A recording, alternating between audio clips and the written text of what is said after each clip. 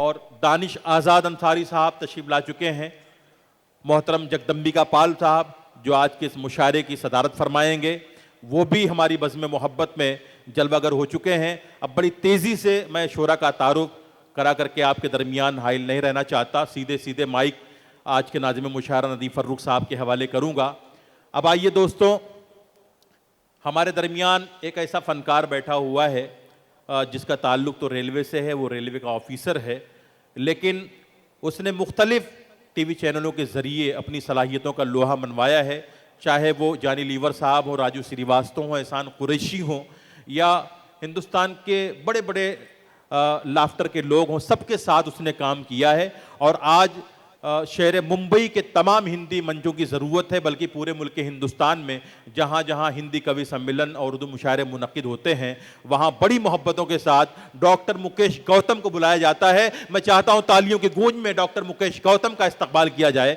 मैं उनसे मुल्तमिस हूँ कि वो डाइस पर तशरीफ़ लाएँ, और वसीम आर खान साहब अगर मेरी बात सुन रहे हों तो अज़राए करम आप डाइस पर तशरीफ़ ले आएँ और डॉक्टर मुकेश गौतम साहब का आप इस्तकबाल कर लें। मशाल फाउंडेशन के रूह रवां जनाब वसीम आर खान साहब से मुल्तमिस हूँ कि आप डाइस पर थोड़ी देर के लिए तशरीफ़ ले आएँ और शोरा का इस्तकबाल कर लें। डॉक्टर मुकेश गौतम के बाद मैं समझता हूँ वो मकामी शायर जमील असगर साहब जो आज के इस मुशायरे के तरतीबकार हैं, तमाम शोरा को जिन्होंने मदू किया है, जिनकी दावत पर तमाम शोरा तशरीफ़ लाए हैं। मैं जमील असगर साहब से गुजारिश कर रहा हूँ, अगर मेरी आवाज़ आप तक पहुँच रही है तो आप भी डाइस पर तशरीफ़ ले आएँ।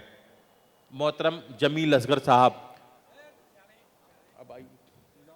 जनाब जमील असगर साहब से मैं दरख्वास्त कर रहा हूँ कि अगर मेरी आवाज़ आप तक पहुँच रही है तो आप तशरीफ़ ले आएँ। वसीम भाई एक मिनट।